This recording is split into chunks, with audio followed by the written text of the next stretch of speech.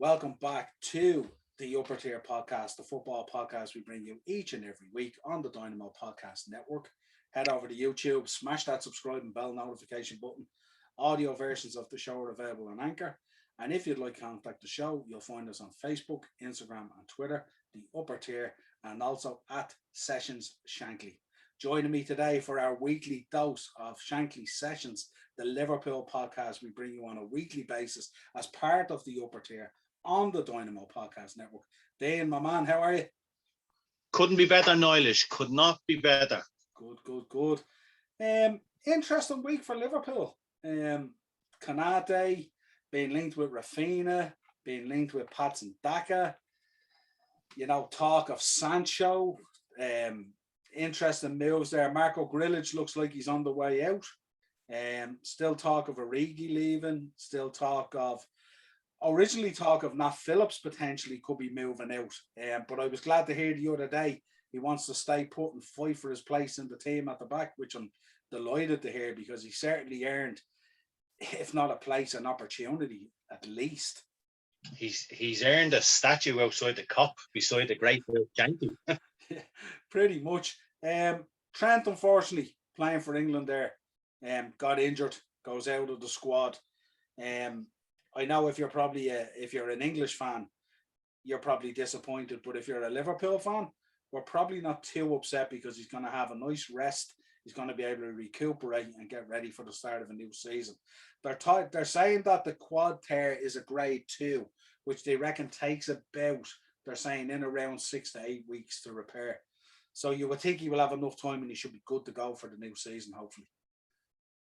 Can't complain with that, can you? Like, he literally finishes up with his rehab regarding the injury the same week that we return for pre-season. Disappointed for him, especially with all the build up to the team, the squad announcement, and will Trent go, won't Trent go, and there was talk of him being stepping into the midfield as well, and the testing out the new role that we hope to see him in Liverpool in the near future. But as I say, disappointed for England. But if I'm honest and being selfish, I'm absolutely ecstatic. It's one of our better players. He had a bad start to last season. He came into his own towards the latter stages, but that recovery, that disappointment of missing out on the Euros, that can only benefit Liverpool. As I keep saying, stuff like this is making me more and more excited for the start of the season. I can't complain. Yeah, especially with Trent being world class and still being so young, he has plenty of tournaments ahead of him. Mo Salah named in the PFA Premier League Team of the Year. An absolute given up front if you're picking someone. Has to be Mo Salah in there, doesn't it? Finished up with 22 goals and 5 assists in the top flight, and was instrumental in us taking third place in the league, really, from what was a very poor season apart from that, Yeah, and people still say that he's a one-season wonder. Jesus. He's stretching that season out, isn't he? Yeah, it's long. It's like it's like a 4-quarter season.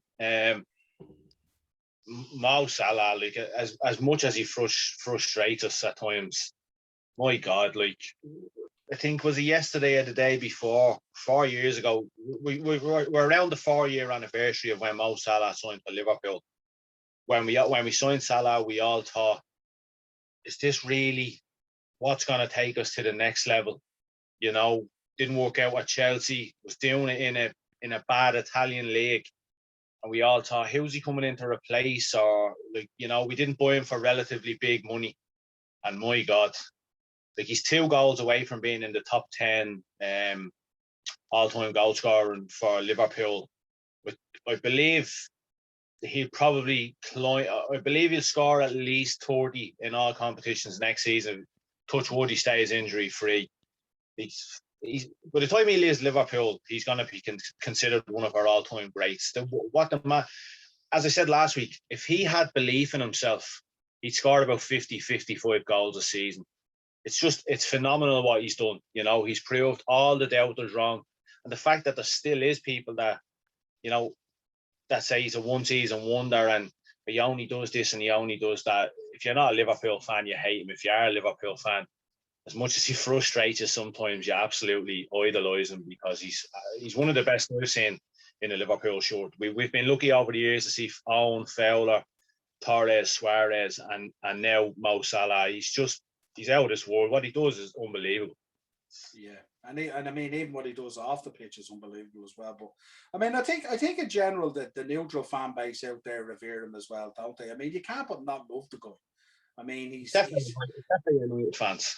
He can be so frustrating at times, but like you just when you see the smile and the disappointment in himself from himself when he doesn't deliver, you know what I mean? You can only love him. Like he's just a lovable character, really, isn't he? Yeah, like you look at some of his finishes. The first day of the season, that one against Leeds, where he just comes down in front of him and nearly knocks the goal over.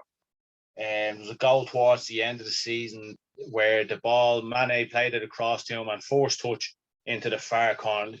He's absolutely outstanding. Like you just, as we said, like he frustrates the life out of us. But like when he scores, doesn't seem to be any tap ins or no. It's the easy ones he misses.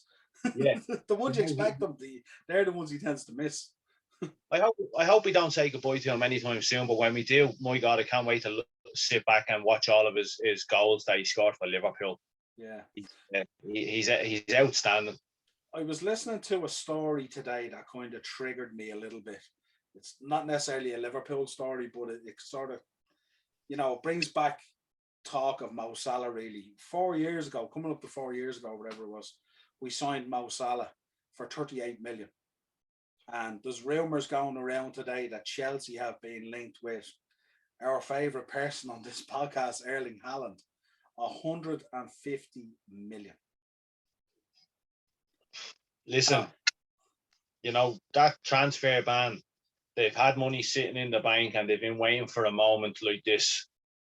But, that's when I'll be a slight bit envious.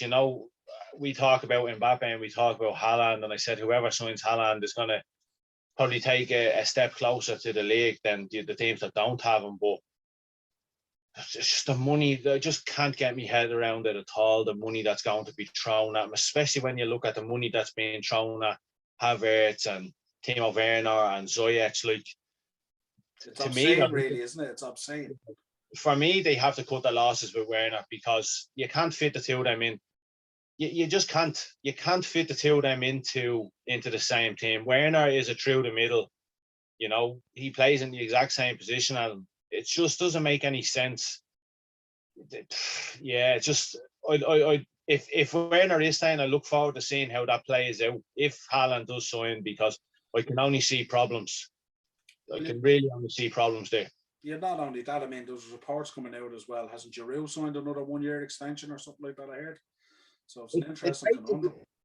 It's a case of they're going out and buying them, so no one else buys them. The same what they done with Havertz, the same what we done with Werner. They had money there, obviously. They went on and won the Champions League. Havertz is going to be a different player next year. Werner could learn from the mistakes he made this year in front of goal, but it's just great. I think is Werner going to be happy to play every third or fourth week? I don't think so. So don't be surprised if Haaland does sign and Werner ends up wanting out. Yeah. Don't be surprised if Werner ends up at Liverpool. Yeah, I was just thinking in terms of, not comparing Mo Salah to Erling Haaland, but I mean Erling Haaland is an outstanding player. There's no doubt about it. But Mo Salah is such a proven Premier League player now, top of his game, always around the Golden Boot, if not winning it. And I just thought, like, the difference in the inflation, are we now looking at Mo Salah being worth 150 million? Well, there was a list came out today, the top 10 players in football there. Hold on, I'll try and get this up. Like the top 10 marketable players in the Premier League, and the price of some of the players, I can't seem to find it there. But they're talking about Mason Greenwood worth 158 million, Phil Foden worth 196 million. Marcus Rashford worth 140 million plus and all. Like, you're talking about players who have fits and starts in games, and Mason Greenwood didn't exactly have a great season. Marcus Rashford, me personally, I think he's overrated. He is a good player, but I think he's very, very overrated because he wears a Man United shirt and he's what he's done outside the game. Like if you're talking about that kind of money for them guys, for me, Mo Salah is the 200 million mark. Yeah, it is. It is going to. The inflation in the market is outrageous, and especially at a time where you've had a whole season of no fans and lockdowns and COVID and all that. It's ridiculous that this is the type of inflation we're seeing in football. Like you look at the money that's involved in the NFL and the NBA, okay, and then like massive contracts being given out. Well, like Mark Hogan touched on it recently as well, one of our Monday mashups, and he was talking about, or was it Darren? I think it might have been Darren actually. Darren was talking about salary caps. There's something that they have to be looking at doing something like this because this it's kind of ridiculous. The inflation in football with what's going on outside the game, what's going on with the lower teams and all. It's just not fair. And FIFA pulling the plug on the whole financial fair play and all. And then Chelsea, if they go out and sign Haaland, you're talking 150 million. You're talking over 450 grand a week. You're talking about 20 million of an agent fee. You're talking about 20 million going to the father. It's close to a billion, Noel. It's close to a billion. You're talking about his contract is over. Yeah, and that's not taking into account the volume of money they've spent, and that's also not taking into account the fact that they wouldn't just sign Erling Haaland; they will sign other players as well. So, yeah, I suppose it's if you're a Chelsea fan, it's fantastic to see it, But if you're a neutral or if you have a love of football, it does cross that kind of line where you go, well, where does this end? Are we how far away in another 4 years? What's the position going to look like? You know what I mean? And it could drive more and more teams out of business if you think about it. Let's have a quick look about some of our Liverpool players playing in action in internationals at the moment. I mean, obviously, straight away, Jordan Henderson jumps out, had a game for England there the other day, played pretty good. Made a decision on taking the penalty, had the captain's armband as far as I know. Apparently, it was supposed to be Calvert-Lewin to take it, but Henderson played the seniority card, took the penalty and missed it. What was your thinking? And then I heard there was a lot of started receiving a lot of booing and a lot of all this kind of stuff, and it was kind of very strange. Like, yeah, it was going back to the force thing again there, the force friendly last week, and the booing of the taking the knee and stuff like that, and then a certain section of fans trying to cheer above the booing. There just seems to be a weird vibe around England at the moment. We've what's going on with the top six, and we've what's going on with the racism and stuff like that. And I don't see England getting out of the group stages at the Euros, and I just see this having a massive backlash on what's happened the season that's gone by. I just see that's all going to have a negative effect, and it's all going to blow up again, because as well as I do, there's a certain percentage of England fans that just turn up for the fighting aspect of things, and the booing the other evening for the bending of the knee. There's guys who go specifically just to call shit like that, you know what I mean? So when they see the whole Henderson taking the ball off Calvert-Lewin and the dispute over the penalty and stuff like that, they just looked at that's another incentive for them to just kind of get on the team's back, and it's only going to have a negative effect. But regarding that situation, you had Roy Keane coming out and saying Jordan Henderson shouldn't be gone and he's not fit, and then Calvert-Lewin came out. I didn't get his exact words on the matter, but to me, it looks like there's a lot of negativity around England at the moment. Southgate came out and he bit back against Roy Keane, and he nearly went as far as saying you're a failed manager yourself. You know what I mean? You have to go with the senior guys in these things. And for me, I just think Henderson tried to take the ball up just to give himself a bit of a boost, just give him, get that adrenaline flowing, because me personally, he isn't game fit. He's only had, a few minutes for England, and I don't even think he got on. Did he get on in the Liverpool game? No. But I mean, with the exception of the penalty the other night, he played pretty well. He had a good game. Yeah. Now, I know we have to take into account it was just Romania and they beat them 1-0. But again, it's not the perfect preparation moving into the final stages of a major tournament. But it's not unusual as well in the England setup for that. And you have a kind of a conundrum there at the moment where, you know, you have trying to keep that bit of experience in the side, an awful lot of youth. And I just don't know. As you said, you get a lot of that happening at the final stages of a major tournament where you get a little bit of infighting and stuff like that, and it doesn't quite blend together. And I just wonder, is there a lot of that going on at the moment? I'm not too sure. If I was involved in that England set, my fear would be if they don't get out of the group stages. Can you imagine the backlash? There's going to be a lot of obviously there's going to be finger pointing, but it's almost as like it's on the boil, and a lot of people are waiting on them to fail so they can come out of traps and be like, "We told you this was going to happen." It seems to be that it just seems to be that way with England all the time. Now, I've noticed as well this time around there isn't that whole, you know, England could go and win it. I think they've learned a lesson to, you know, just go with what we have. So let's see how we fare in the group stages. The problem with England over the years has been going into major tournaments and being labelled, and it seemed to be themselves, you know, the pundits in the English game, and, you know, a lot of the managers, that they seem to put that label on them, because you never get it from teams like from people outside of English football.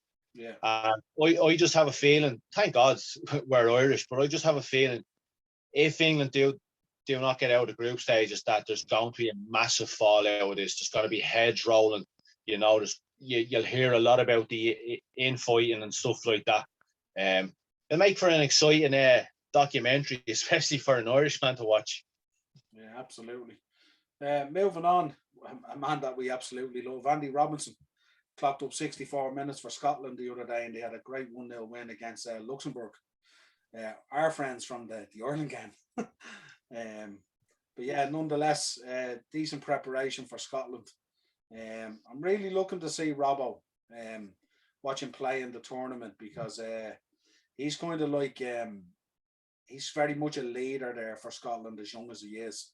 And it'll be interesting to see how he carries that into the tournament and stuff like that.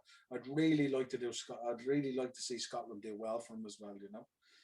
Just regarding Scotland and Robbo, I really do think that Scotland can beat England when they face them.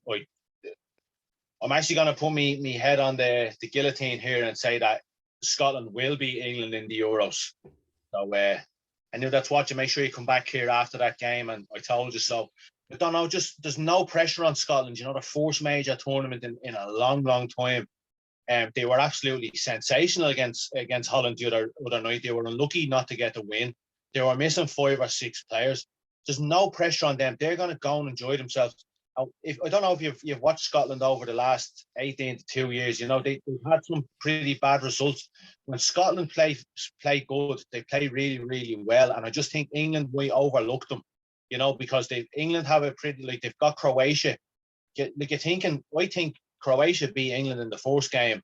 It's a lot of pressure on the England team, not the Scotland team, regardless of Scotland's result in the first game. If Croatia beat England and Scotland were to pick up points in their first game, that England-Scotland game is going to be a lot more on the English players' shoulders than it is the Scottish players' shoulders.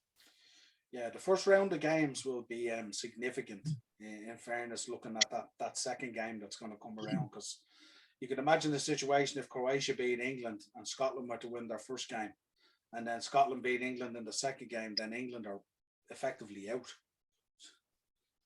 You know, it's a knife edge, but we'll say, I mean, it's an interesting dynamic there with Southgate as well, because he's not necessarily a positive manager. His tactics are quite negative at times, you know, and you get found out in these tournaments if that's your kind of tactics. I am surprised Southgate has been around this long, Niall, because to me and myself and my father, he's a failed Middlesbrough manager. You know, he's achieved absolutely nothing in football. He's done a good job with the English underage side. Gareth Southgate isn't the manager. He reminds me of Solskjaer. You know, he hasn't got that bit of gritty side to him. He hasn't got that. What would be the word? He doesn't come across the type where, you know, he makes those bold decisions, and he seems to have his favourites in the team that, you know, they have to be in the team. And I just, you know, this could, for me, after this tournament he goes, they need to bring in, you know, they need to bring in someone who's been around the game a lot longer. You know, they had Capello there, they had Sven there. they didn't necessarily do well, but you need someone of that. They've been in the game a long time. They're not afraid to make those decisions. They're not afraid to upset players. And for me, that's where England's down or decline sits, because I just don't, when I hear Gareth Southgate talking, he doesn't come across as the man, for a big nation like England and the big egos in the team. He doesn't come across the guy to carry that to a major tournament victory. He comes across as the FA's yes man, what they say goes, and he's okay with that. He'll never go against the FA. He'll never speak out a line. He knows his role and he shuts his mouth. Well, we're going to find out real quick what he's made of, because these games are going to come thick and fast, and those boys will find themselves going home pretty quick if they're not careful. Our left back that hasn't seen much play, obviously, with Robbo being so good. Kostas Tsimikas, he got 90 minutes there the other night and provided the assist for Greece as they claimed a 2-1 result against Norway. Greece beating Norway, that's a good result. It's a big result, very really. Good. Very good result. What I say about Kostas Tsimikas, Niall, is the season that we had, Klopp couldn't necessarily turn around to Robbo and say, look, mate, I'm taking you out of the team. You need a rest. Klopp had to stick with what he knows, can, in the end, it told, because the guys that, weren't necessarily doing well got us the third place in the league, you know what I mean? Yeah. Over the course of 38 games, those guys did stand up. We overly criticised them throughout the season. And for me, that's why Tsimikas never got a chance. We didn't go far in any of the domestic cups, so he wasn't necessarily turned around and said, right, with Sheffield United on Thursday night, that's your chance. We couldn't risk it the way things were going. Look, there's talk that we're going to go into the season with him there. There was also talk of maybe going out on loan as such, but look at Fabinho. Didn't settle too soon. I know Tsimikas has been there for a year, but he played really well the other night. He got the assist. He'll have a good break. Any videos I've seen, I've watched inside Anfield, stuff like that, and the training videos. He's well in with the lads in the team. He's not left out. Yeah. Like, you look at some of the stuff with Minamino when we were getting the title trophy. He seemed to be like, it's like he in himself, he thought, like, I don't really fit in here. And yet Henderson kind of pulling him into the situation and saying, look, get involved. Tsimikas doesn't come across that way. He's very good friends with Mo. He's very good friends with Shaq. And I just think that maybe, the feel-good factor could be back at Liverpool. We've got top four. There's lads off at the Euros. If Robbo does well, if Hendo does well, stuff like that, everyone comes back into pre-season, the ball rolling early. Next year could be his year. We didn't see enough of him to but next season could be his season. Yeah, he'll definitely be required. This season's going to be a big season, and it's very hard to dislodge Robbo. Robbo rarely gets injured. I know this year he had a slight dip in form, but the whole team had a slight dip in form. But I think it's a difficult task for him to try and take Robbo out of the team. And then you're talking about a player like Robbo who wants to play every game, who doesn't really get injured and all that kind of thing. But certainly I think he's a decent backup there and one that we want to hang on to without a shadow of a doubt. One thing I will say is, look at Robbo when he first came into the team. He didn't necessarily hit the ground running either, Yeah. Coming into a club like Liverpool, we've seen it a lot over the last few years, like players coming in and we've been like, is this really, doesn't look like it's going to work. Fabinho turned around. Robbo's like one of the best left backs in football at the moment. So look, as I said, there's no pressure on Tsimikas. We've got top four now. He's had a year at the club. If he stays well and good, he's going to get game time next season. We're getting Champions League football there now as well. I can't see him going out on loan. I can't see Klopp. Klopp doesn't come across the type where, the lad's been there for the year, especially the season that was in it where there was a lot of pressure on our main 11. So, hopefully good things coming next season for him. Yeah. Saturday night, a man that we both love, Sadio Mane. I'm hoping he went off and he found a smile again. Scored a goal for Senegal and also provided an assist in a good 3-1 win against Zambia. So I hope Sadio's gone off and I hope he's reinvigorated through the international scene to come back and have a really, really good season, because he kind of, as you said a couple of times, he let himself down this season. Really, he was disappointed in himself and came out even and said it. And I hope we get that Sadio back, that smiley, happy, stuck in Sadio Mane that we know and that we love. He was just absolutely rinsing, lads. When I talk about the great times over the last few years, you can sit here and you can talk about, just remember the night of Champions League final, like I was in me 84, 85 away short at the bottom of my way, dancing around, crying, watching the single Never Walk Alone, winning the league for the first time. Just some of my favourite times over the last 3 or 4 years, Niall, has been when Sadio and Bobby are copying each other's celebrations. I love all that kind of stuff. But like, as you said, he's so infectious when everything has gone well for Sadio. Like, you can't, not that I hate him now, but you can't help but love the guy. And you just want to get that feeling again, where they're copying each other's celebration and he's off dancing in the corner, and you can just see the whole togetherness. For Liverpool fans who haven't watched the End of the Storm documentary, I highly recommend it. You just watching it on TV, you can get that. It just oozes the feel good factor inside the club, and come here, we all want that back next year. Yeah. And if Sadio comes back next season and he's even 90% of what he was before last season, things can only get better. Absolutely. Liam Miller, young lad, centre forward, playing for Canada at the weekend there in the World Cup qualifier against Aruba. Decent sort of player, but again, a kind of a difficult task to break into a Liverpool side if you're a centre forward. But yeah, good to see him out there and representing Canada, Alisson started for Brazil in the World Cup qualifier against Ecuador, had a clean sheet. Didn't score? No, didn't score, funny enough, but goals from one of your favourite players, Richarlison, and obviously Neymar secured a 2-0 win. Against a Selico, what was it? Selicao or Selicao it is,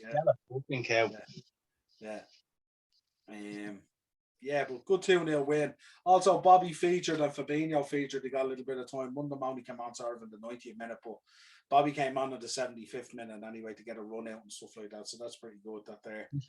Just regarding the said 3 there, Brazil have opted not to play in the Copa America this summer, and that's only going to benefit Liverpool again going into the new season. Now, them 3 will be back to get a nice break with family and friends. Alisson can finally be with his family at home after losing his father, kind of finally get to mourn and let out whatever's being pent up inside, well, whatever's left after that celebration against West Brom when he scored a goal. But it's like, it seems I know there's other players from Brazil that are playing in the Premier League as well, but Trent missing out on the Euros and coming back after the injury around the same time. The 3 lads of Brazil not playing in the Copa America, going to be coming back really at the start of the pre-season as well. All these things fall into place. You can only be positive things for Liverpool for the start of next season. Yeah, it's setting us up for a real strong pre-season, which is badly needed. Thiago and Diogo Jota faced each other the other night, Spain versus Portugal. The only thing I was shocked about this was it finished 0-0. And I was there going, how do we not get goals in the Spain versus Portugal game? I couldn't believe it. It was like a game of chess. It was literally, we're not giving away anything especially with it, they hate each other, Portugal and Spain. Despite if that had been in a full stadium, if that was a charity game, you'd have seen people getting upended left, right, and centre. I think it was a case of there's no really riding on this. If someone nicks a winner, well and good. If they don't, we move on to the next one. But it's just good to see the boys getting run out. I'm looking forward to seeing what Thiago does in the Euros. Really looking forward to seeing what Thiago does. Looking forward to see what all Liverpool players at the Euros are going to do. But I'm really excited to see what Thiago does. I think he really comes into his own when he's with the Spanish setup. He plays more freely, and the pressure that was on him coming into the Liverpool team last year, we didn't really see what he was all about until the latter stages of the season. But Thiago, when he comes into his own with the Spanish team and they play that freestyle football as well, keep an eye on him this summer. Yeah, I think Jota's going to be a big player for Portugal as well. Once he's going to get that match fitness back again that he was kind of lacking in the last few weeks of the season and stuff like that. Now, very strange though, isn't it? Like a week out before the major tournament that you'd have a friendly pit in Spain versus Portugal. Very strange. Yeah, Very strange. very strange day considering of the Ireland game on here and it's a sellout against Hungary. Uh, It's for all the complaints over the season about you had international breaks every fucking 4 or 5 weeks and all this talk of the Champions League is being extended and how do you fit more games into a season and all. And then after the season that they've had, with no pre-season last year, going straight into a busy season you still had all the cups going on, you still had lads going off the international duty, you still had lads going over to the Hungary lads not taking the knee here in Oil. Sure, that'll be in the papers tomorrow. But just to finish off the season and literally less than 2 weeks later, you've teams playing 2 pre-season friendlies. You would like to think that they'd have a break, probably have one warm-up game or what have you. It's just it's not even it's more like it's the fact that it's like Spain versus Portugal, two big heavyweights in the final of the tournament, and they're playing like a pre-tournament friendly a week before it starts. Can you imagine in a World Cup if the World Cup was going to start next week and you had a friendly between Brazil versus Argentina? Like it wouldn't happen. You know what I mean? It's just you look at the Liverpool are supposed to be playing Man United twice now in pre-season before the Premier League, and from what I gathered, and I'm not just a piss take because we dislike Man United, but apparently Solskjaer is completely against the idea, which is understandable, but still, the players, whether it's the pre-season friendly or not, Liverpool and Man United, we seen 2 years ago when they played over in the States, there was lads going in there as if it was relegation dependent on that game. absolutely. It's not for the faint-hearted, whether it's pre-season or a Champions League final or last day of the season, and winner wins the league. So I can understand why Solskjaer doesn't want it, but would Alex Ferguson not want it? Fucking sure he would. Yeah, absolutely. Two things I want to touch on before we finish up on this week's show. One would be the situation with Gini Wijnaldum. We've heard nearly all season about this potential move to Barcelona. Staring into Barcelona, they sort of stall a little bit. The next thing, Poch makes a call apparently, offers him double the wage, and off he goes to PSG. Noel, I've said this for a couple of weeks now. When this first started at the very early stages of the season about Gini's contracts up in the summer and he's available to talk to teams in January. I said this in January as like, this is very, very strange. Like David Alaba came out and he thanked Bayern Munich fans in January and said his chapter was closing at the end of the season. The Real Madrid move. We made a better offer for him, but his heart was set on Real Madrid the same way Gini Wijnaldum's heart was set on Barcelona, Ronald Koeman, Memphis Depay is apparently gone. And then all of a sudden, he's doubled his wages at PSG and he goes. All this talk from from sources close to him about he wants to throw Liverpool up in the bus now, that's really pissed me off because what I smell from this is it was all about this and that's all it was about was money. Because if your dream is to go to Barcelona, play for Barcelona, and they're negotiating with you, you take whatever they offer. He's not poor by any means, he's been on good money at Liverpool. Barcelona were offering him slightly more. So to turn around to Barcelona and say, no, I'm going to PSG because they've doubled my money. He smells like a rat to me, Noel. I lost respect for him when I heard about it. Yeah, it's interesting when you hear all season that it was it was a dream for him to go and play for Barcelona and under Koeman as well.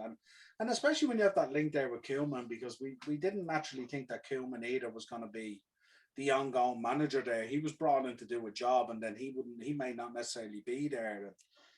It was just a strange one, you know what I mean? And just, it was kind of like, it didn't seem as if he even went back to Barcelona and said, I'm after getting this offer from PSG, what do you think? It was like as if as soon as they ponied up, he was on the flight to Paris. There was no doubt about it. Like it was a strange one, so it was just, I think some of the things that you alluded to, you might be right, but we'll say it'll eventually come out eventually, you know. The other thing was the other day, the African Cup of Nations looks like there's a bit of trouble there that it may or may not go ahead. They were supposed to do a draw or something there the other day, and they couldn't even do the draw or something like that. Or what was it, a draw, or was it a press conference or something like that? And the press conference couldn't even go ahead.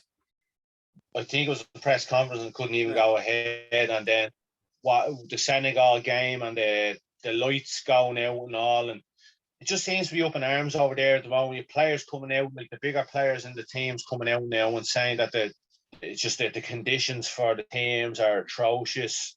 Like we heard like last year when the African teams were going over, like especially in the middle of the pandemic, it's 5 or 6 lads in one room and all. Like there was barely any hot water for players to shower at their games.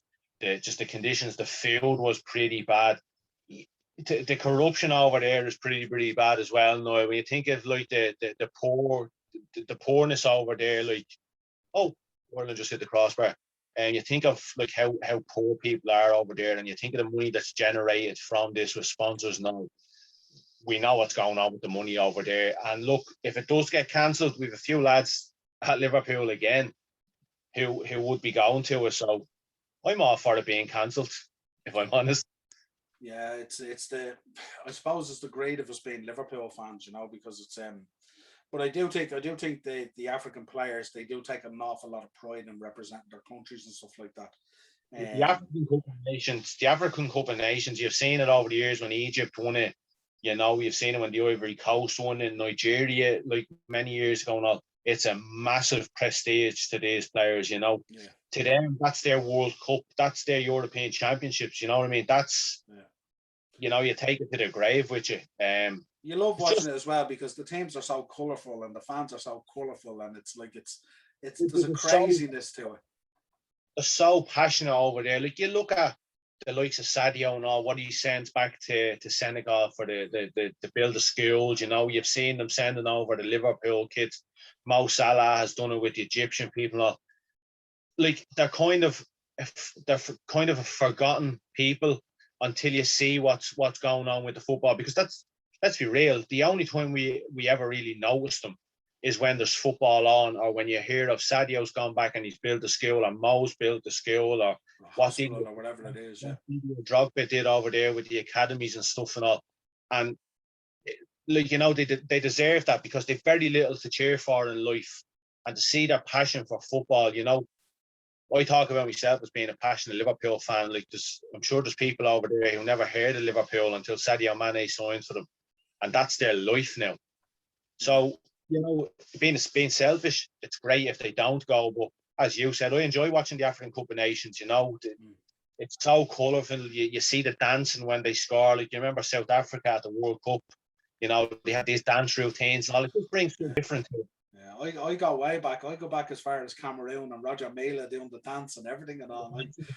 I remember all that stuff. It's just so cool and so passionate, so colourful, so vibrant.